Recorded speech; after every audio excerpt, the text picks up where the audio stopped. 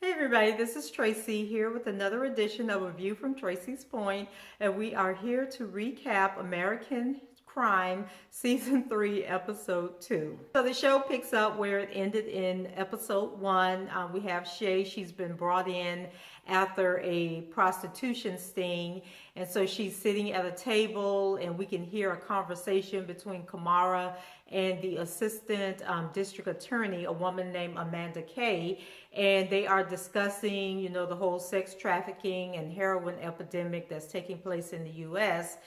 The ADA, she wants Kimara to really put the pressure on Shae to get her to turn against Billy. Kimara decides to take the challenge, and she goes in to talk with Shae about Billy.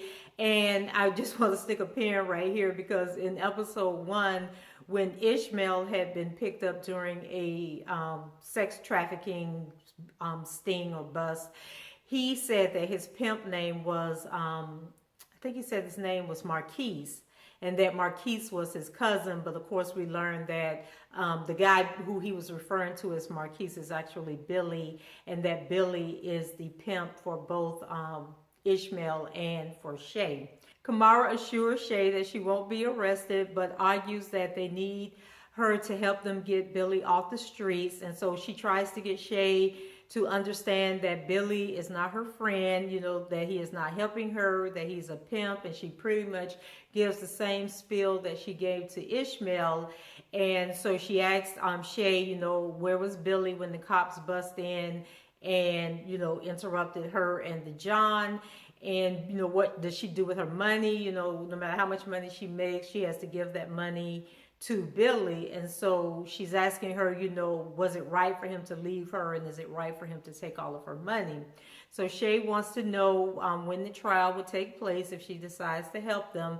And Kimara, you know, she guesses and says that it could be 9 months, but, you know, Shae is hip to the game, and she lets Kimara know that she has no clue when the trial would begin, and that they're just telling her whatever they need to tell her to get her to hang around so that, you know, she'll testify against Billy. So in the end, Shae agrees to stay and to go into a shelter. And so over at the shelter, she's given the rundown of all the rules, and she has to attend chapel, even though she says that she's not religious and doesn't believe in God. And they tell her that because she doesn't have a high school diploma or her GED, she'll be required to take classes to work towards eventually taking the test, and that she's not allowed to have any electronic devices or visitors, and that she is not allowed to leave the premises unless, I guess, she has somebody like a chaperone with her. So on the tour of the facility, she asks how many girls are there to a room. And so when she's told that there's 8 girls to a room, she starts thinking back to at Billy's place, and she says that, well, where they live at, you know, there's only 6 girls to a room. But I'm thinking that room that they showed on the last episode where they had like all these mattresses on the floor and everybody was sleeping in the same room, boys and girls. So I don't know how she could think that that would be better.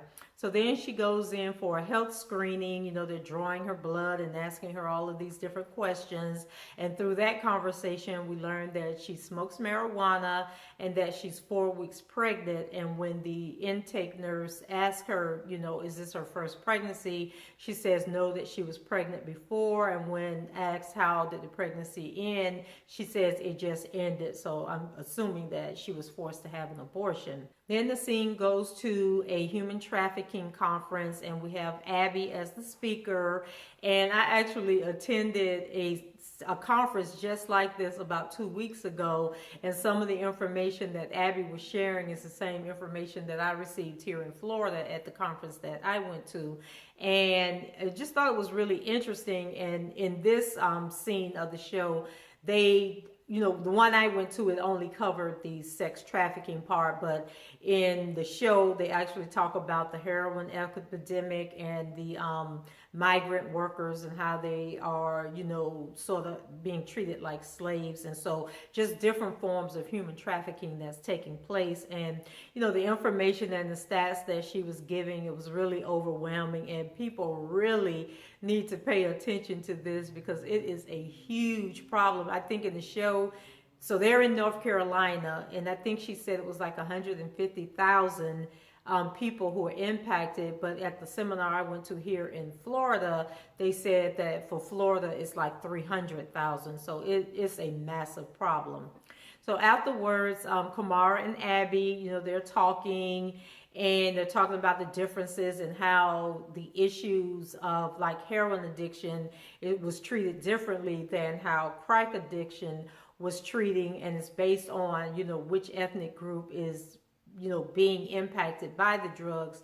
So for example, when crack cocaine was really prevalent in the 80s and 90s, it was considered a crime problem. And you remember Bill Clinton, they had the war on drugs, and they implemented all these harsh penalties for people that were arrested, in crack cocaine related offenses. And before President Obama left office, he actually pardoned and reduced sentences for like hundreds, maybe even thousands of people that are serving like life and multiple life sentences for crack cocaine offenses.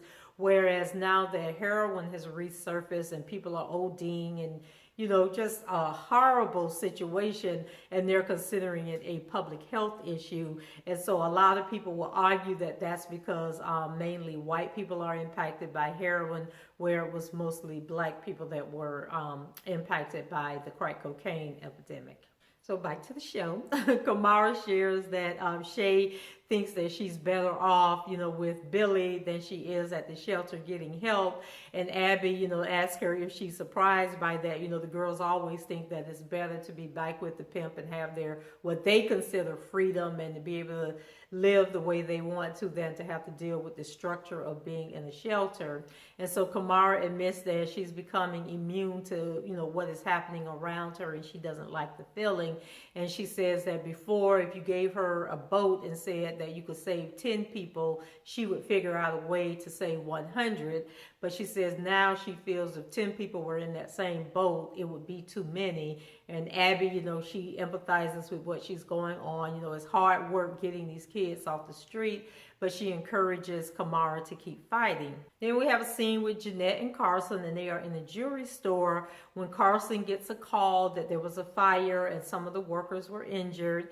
And he seems really upset and assures Jeanette that the fire was not on the farm. And it was like he didn't have empathy for the migrant workers that were injured or may have lost their lives. He was more concerned with like the liability of his family, because of this, or that the coverage, if there's any news coverage, that they may be somehow implicated with the with what happened with the workers. So out at the farm, Coy is not doing well picking the tomatoes. He's like throwing up, passing out, just really not cut out for this manual labor.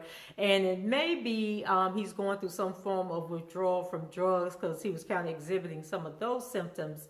And so Isaac is upset, but trying to cover for him, as the other I call them overseers, as the other overseers look on and like, well, what is going on with this kid? And so he doesn't want hiring Coy to reflect negatively on him, because remember, he said that people look up to him in the migrant community because of his accomplishments and, his ability to become a supervisor.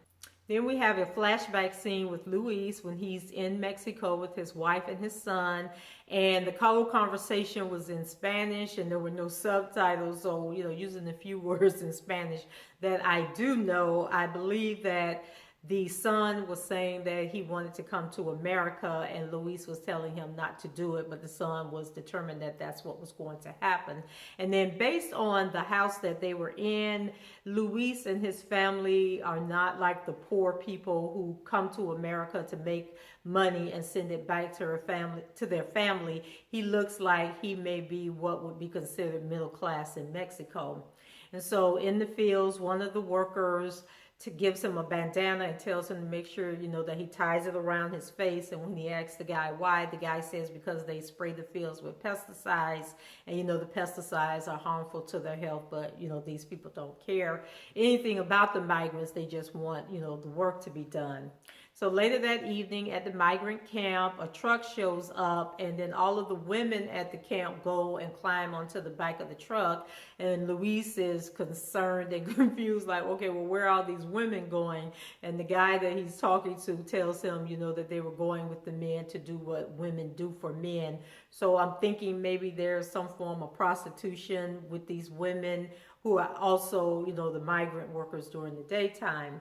The worker then asks Luis, why is he there? Because he's obviously not a picker, his hands aren't hard and callous, and he seems a little smart, he's asking all these questions. So Luis decides to confide in him, and he says that he's in the U.S. searching for his son, whose name is Teo. So he asks the guy, if he knows anything about him, but the guy says he doesn't want to get involved. And Luis also explains that, Teo came to North Carolina to work, and he was sending money home weekly, but then all of a sudden the money stopped, and then they didn't hear anything else from him. So the following morning, the migrant worker lets Luis know that he found someone who remembers Teo, but it's going to cost him $20 to get the information. And Luis agrees, to pay, for whoever it is that's going to tell him where Teo is. And so later that day, they go to another camp, but this camp was a little different because instead of staying in trailers, these people were in houses. I mean, the conditions didn't look that much better, but they were actually like wooden houses. And I believe they were Haitians. It was like a group of Haitian people there. The guy who has the information, his name is Daoud. It was like D-A''UUD, so I hope I'm pronouncing it right. And he says that Teo was headed to New York and that he had big dreams. And so Luis was like, I need more information. And so then the guy tells him that Teo was not good for the fields because he was too talkative and that the bosses didn't like it. And when they confronted Teo, Teo wouldn't back down, or stop talking or, dreaming and everything. And so he tells him that Teo was lucky, that the bosses simply withheld his pay and told him to move on. And Daoud believes that Teo is probably still in the area because there were a couple of farms that were desperate for workers, and they probably would have hired him despite what anybody else was saying. And he adds that Teo would be easy to find because of his personality and his storytelling abilities. So Luis gives Daoud the $20, and then the migrant worker that helped him stuck his hand out and said that he needed $10 for finding him. So, Luis goes ahead and gives him the money. So Luis returns to the migrant camp and packs his things, to go in search of his son. And as he's leaving, I'm calling this guy Mateus, but it may not be Mateus, so forgive me if I'm wrong. And he comes over, and comes after him and says, where do you think you're going?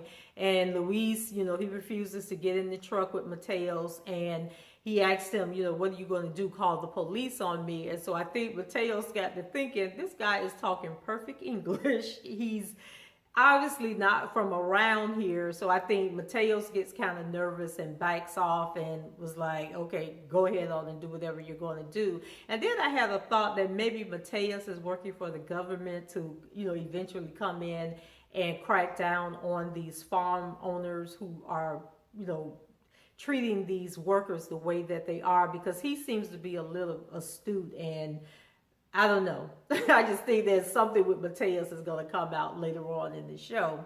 So later that night, Isaac gets a lecture from Diego, who's one of the other overseers, who is telling Isaac that he's being too soft on Coy, and that, Coy isn't his friend, and he needs to make sure that he's producing like everybody else is. So Isaac goes into the barn where Coy is staying, and, he tries to plead with him to do better. And Coy says that, he's just trying to get through the day, but he's working really hard.